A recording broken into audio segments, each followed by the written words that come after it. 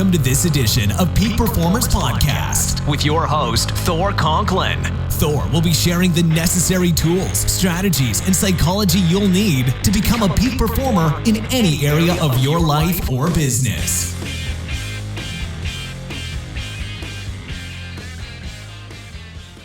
Welcome back to another episode of the Peak Performers Podcast. I'm your host, Thor Conklin. We're in studio here with Dylan.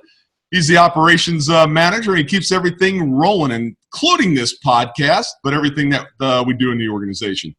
So today we figured we answer some more of your questions that you've sent in. So thank you for sending in those questions. Anytime you have any, just send them to info@thorconklin.com. So Dylan, what's the question of the day? Okay, so the question today, Thor, is about goals. You know, everybody sets their goals. They've got their compelling future. They feel really good right at the beginning.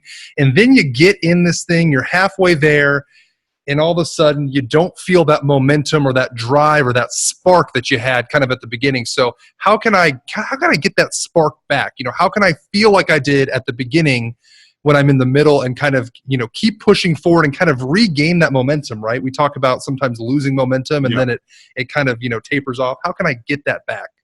Yeah, it's like Mike Tyson said, you know, everything's great until you get hit in the face. And then the plans go out the window, right? Your enthusiasm for being in the ring just diminished.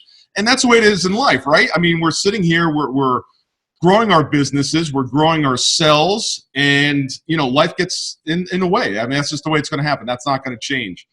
And there's a lot of philosophy going around right now that all you need is a big enough why, you know? You need grit and determination, and just if your why is big enough, everything will be fine. Well, I'm going to give you another strategy because I don't believe that one actually works. And I'll tell you why. First of all, having a big why, absolutely. We talk a lot about here not only having a big why, but also have multiple whys so you can stack those. You know, it's kind of like a rope. You take small little twine, you intertwine it. Thank you. Close enough. See, I keep them around for the grammar. Intertwine it, and you create a stronger rope out of these little fibers. So stack your whys. But here's something that I found is extremely powerful.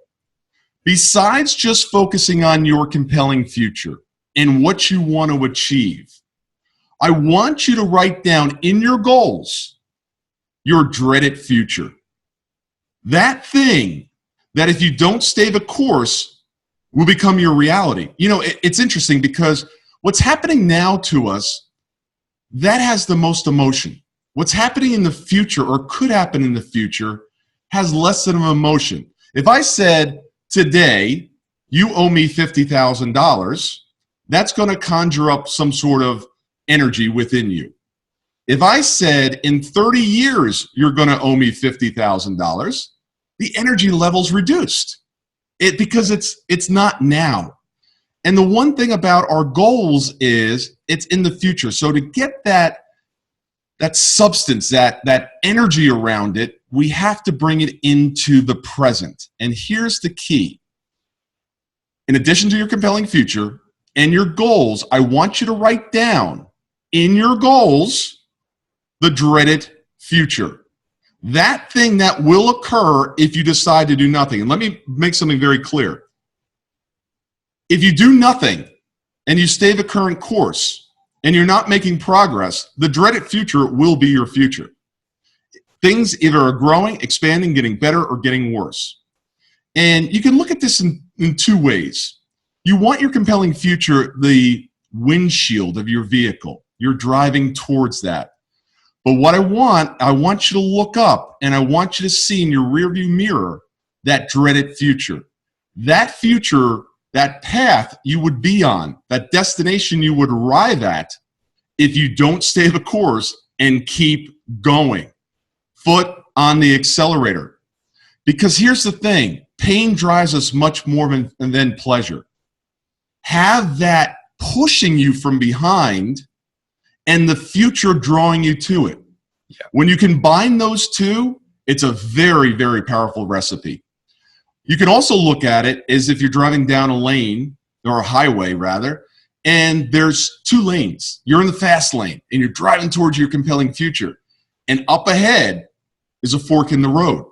The right lane towards will veer towards your dreaded future. The left lane will go towards your compelling future. So you need to stay in the lane. You need to stay in the fast lane. You need to keep moving. But here's the thing that happens in life. These forks in the road occur multiple times during the day because it's your decisions that are going to determine where you go in life. And it's just not one fork. It's multiple forks. And if you get off course for a moment, you get distracted, you're not doing what needs to be done in order to get you to your compelling future, there's always another fork just a couple feet ahead, and you can get back on it. But I want you to remember it. I want you to feel it, live it, sense it, see it. Make the dreaded future something that almost haunts you, not to discourage you, not to put you into a down state, but something that energizes you like, ooh, I don't want that. I want to keep moving. I've got to keep moving because that is not something I want. So combine those two, and I think you'll find your results spectacular. Yeah, and I think the other thing that you got to think about, like we talk about the fork in the road, people are not motivated by positive results. I mean, most people aren't. Most people are actually motivated. You're interested. By fear. Yeah. That's right. So, most people, when they talk about working out, for instance, right, they don't want to get into the best shape of their life. They don't want to be fat. Right. So that's the same thing with you going the fork in the road, right? You see this, you have this fork right here. Off to the right is your dreaded future. It's dark. It's gloomy. It's got snakes, right? And you got this other path that looks really nice. And a lot of people don't go, I'm going to go this way because this path looks really nice. They go, I don't want to go that way. I'm going to go over here. Yeah. So I think that's also a big thing is let fear be a motivator driver for you. Yeah, let it drive you. Yeah. If you're running down the street, are you going to run faster if you want to beat your mile time? Or are you going to run faster if there's a pit bull behind you chasing you, chomping at your ankles? Yeah. So go ahead and let that fear go ahead and motivate you and drive you to the results that you can, actually see and you want instead of, running away just from what's behind you as well. Yeah. Yeah. It's funny. You mentioned snakes and pit bulls. I love both of us. When I was a kid, I had pit bulls. They're a lovable dog. And snakes I used to raise. Now, if you said there were spiders down that dreaded future, there's no way I'm going down there. Everybody's got a different dreaded future. I'm a big guy, but man, spiders just freak me out. Snakes, they're cool. All right. Have a great week. Oh, I almost forgot to mention. Look, if you're struggling in something and you're not getting the results that you need to get, send us an email. Reach out to us. info@thorconklin.com. We've got coaching. We've got masterminds. We have a bunch of other products and services that can help you get through and break through. Because, the bottom line is that what we do as an organization is we ask the questions that you're not asking. Yep. We see the things that you're not seeing. We're crafting a step-by-step process to go from where you are to where you want to go.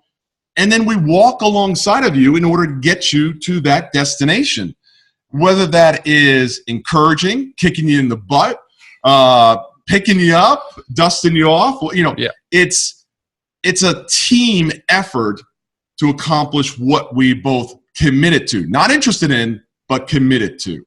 Yeah, and I like the team analogy because I'm a big football guy, right? And Thor and I were actually just talking earlier kind of at a separate thing that we were trying to figure out for a client. It's kind of almost like you're on the football field and you have a plan, right? You game plan, you have the playbook, you think you know what the defense is going to call, and then you get out there and the defense is aligned completely differently. Think of it like the coach on the field who's going to help you call an audible at the line of scrimmage so that you can continue to push towards your goal, which in that case would be the end zone, right? You want to put points on the board. So I think if you guys can do that and you can look at it that way, you're going to feel a lot better. And like Thor said, it's a team effort. It's not about us telling you what to go do. It's about us being in your helmet, helping you identify what the defense is doing, how they're aligned, and how you can best attack those problems, right? So thank you, everybody, for listening. We're excited to have you as listeners, maybe clients in the future. And we will see you next time on the Peak Performers Podcast.